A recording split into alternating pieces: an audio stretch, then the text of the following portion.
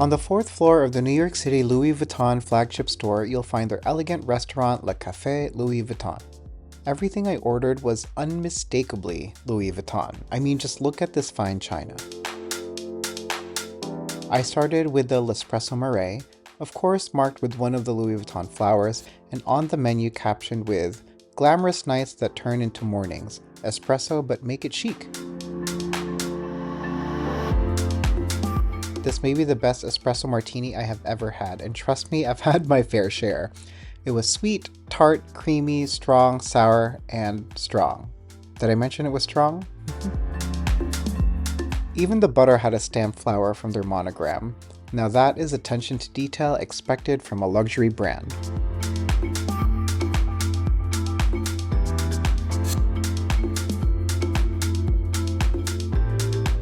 A friend of mine used to be a restaurant critic, and one of the aspects of her checklist that contributed to a substantial portion of her grading was the quality of the things that the restaurant provides for free. So basically, bathroom cleanliness and the bread basket. She said that if restaurants really took the time to make sure the things that they normally give for free are of the highest quality and standard, then you know the rest of their product will be top-notch as well.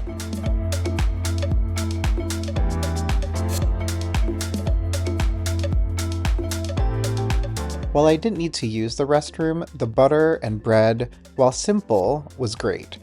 The butter was smooth, creamy, and light, and the bread was soft and not stale. Because I was solo dining, I didn't want to stuff myself with only one main entree dish, so I ordered 2 appetizers to try to taste a variety of things from the menu. I got the tuna tartare with yellowfin, lemon, capers, remoulade, gaufrette, whatever that is, and paprika. The presentation is beautiful. I mean, the cutout molds of the monogram flowers were a great touch, but I have to say the tuna was a bit disappointing. First off, you can't really taste the tuna flavor, and it's not because the remoulade was overpowering, but because I think the tuna probably wasn't fresh. To be honest, I've had better tasting tuna at a local sushi bar with the lunch special. The sauce was pretty tasty. I liked a bit of spice, but again, the tuna flavor just wasn't there.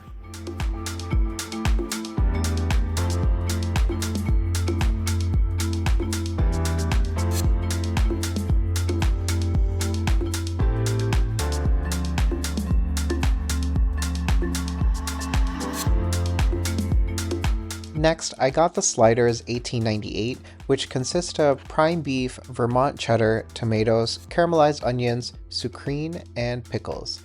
This one was a bit better. It's basically just a small burger stamped with a Louis Vuitton monogram on the top bun. The taste was excellent. The burger was cooked perfectly, juicy, tender, and packed with flavor. It was a well-cooked burger.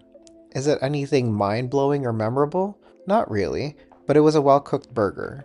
I know people rave about the Sliders au foie gras, and in hindsight, maybe I should have ordered that, but I'm just not a foie gras person.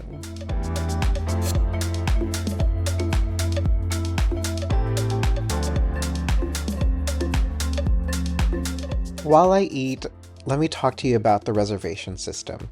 It's all through the Resi app.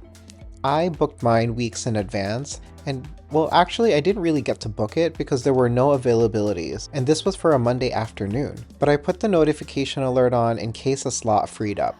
Luckily, a few days later, I got an email saying that there was an 11:30 a.m. table that opened up. I know, an espresso martini at 11:30 a.m.? Don't judge me. It was my only day off.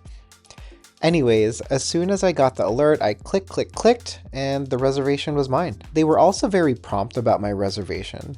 Since I was already browsing through the store, I went up to the counter maybe about 15 minutes earlier than my reservation, and they asked me to wait until my reservation. Politely, of course. Lo and behold, as I was browsing the men's section, I got tapped on the shoulder to let me know that my table was ready. I looked at my watch, and it was exactly 11:30 a.m. Bravo, Louis Vuitton. Bravo. If you can't make a reservation, you can take a chance with a seat at the bar, which I believe is a first come first serve, but I saw the hostess turning a few people away already.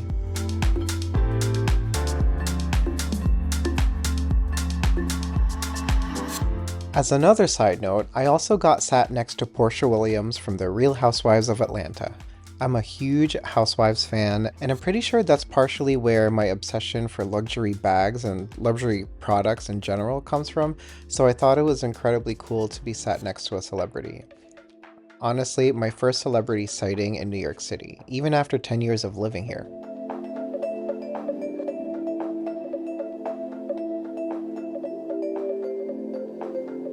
It was then time for dessert. As a hazelnut lover, I mean, Nutella fans, where you at? I had to get the hazelnut praline.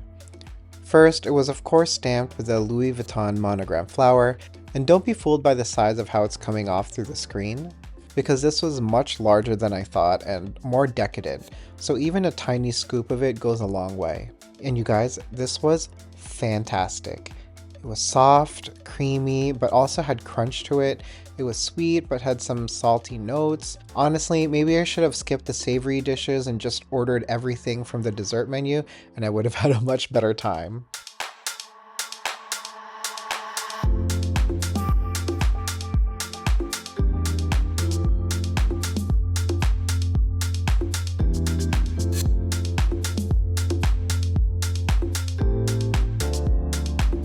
Last thing about Le Cafe, their cash register is behind this huge Louis Vuitton trunk, so I thought that was a really nice touch as well. On my way out, my server told me that the renovation for the Louis Vuitton building across the street, which has the trunk facade to it, will likely take about 7 to 10 years before fully completed, so their store was moved into this space temporarily. He mentioned that this building was actually the previous location of the Nike World store, and you can even tell that because of the Nike checkmark symbols on the railings here. Fun fact, before I left, I stopped by the chocolate store called Le Chocolat Maxime Frederic of Louis Vuitton, where the chocolate displays were otherworldly. I mean, the details and the craftsmanship of some of these chocolate pieces are outstanding, and definitely on par with the craftsmanship of some of the Louis Vuitton pieces as well. Of course, I had to get a little something to go, my very first purchase from Louis Vuitton, and I'll box that for you shortly. This box that I got, let's see, let's just take it out now and see what it is. This one was, I think, $100 something, and it's a 3 shelf box filled with chocolates. I think it's so pretty. I saw someone else unbox this on YouTube, someone that I follow, and she said that she was going to fashion this into something else, and you know that's like very, very true. I don't know anything from Louis Vuitton, and I'm waiting for that special bag. If you've seen it in my last video, I kind of narrowed in on it, and that's the side trunk with the black leather and the silver hardware. So eventually I'm gonna make my way up there. I don't know when, but if that becomes available when it's in my budget, I am pulling that cord and I'm getting it.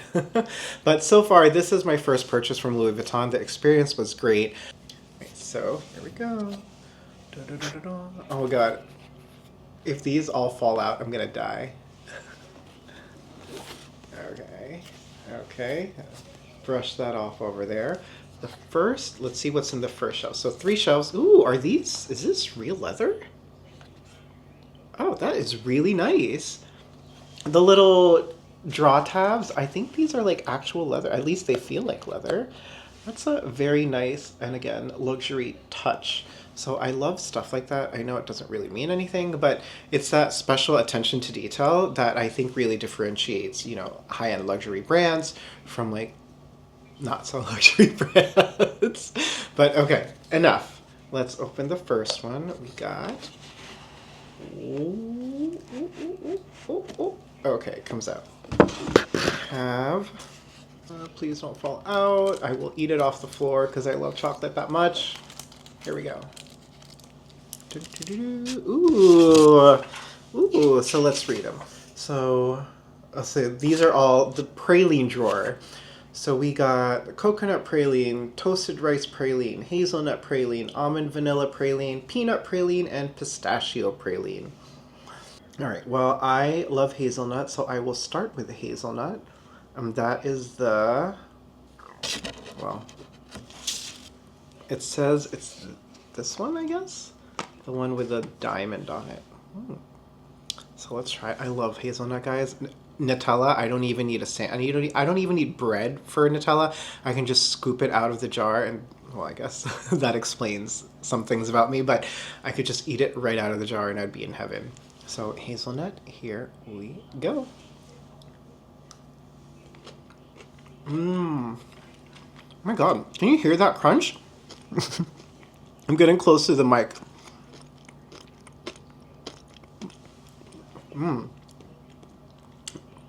Listen to my mouth noise, guys. That is very good. It's like creamy, but there's a crunch to it. The chocolate is like very smooth, silky. There you go. Here we go.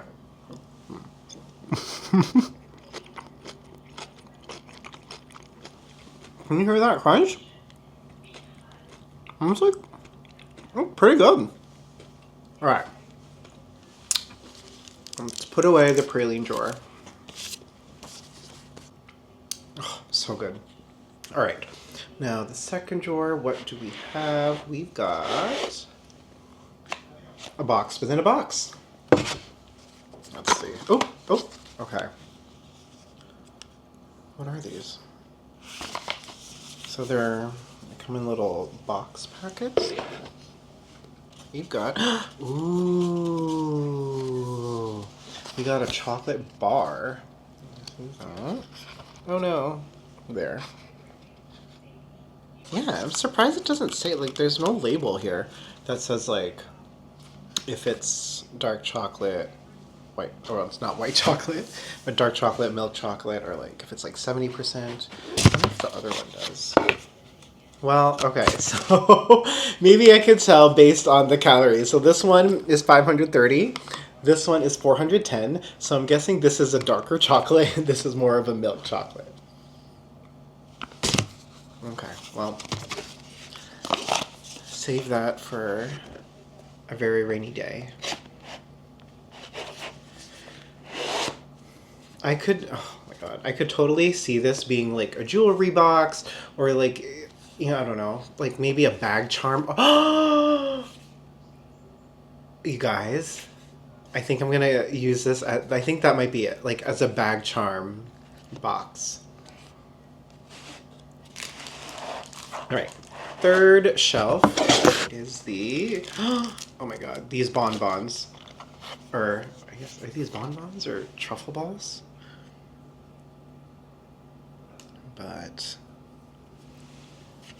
you guys don't even know. As soon as I turn this off, I can eat all three of these shelves in like a commercial sitting. During a commercial break.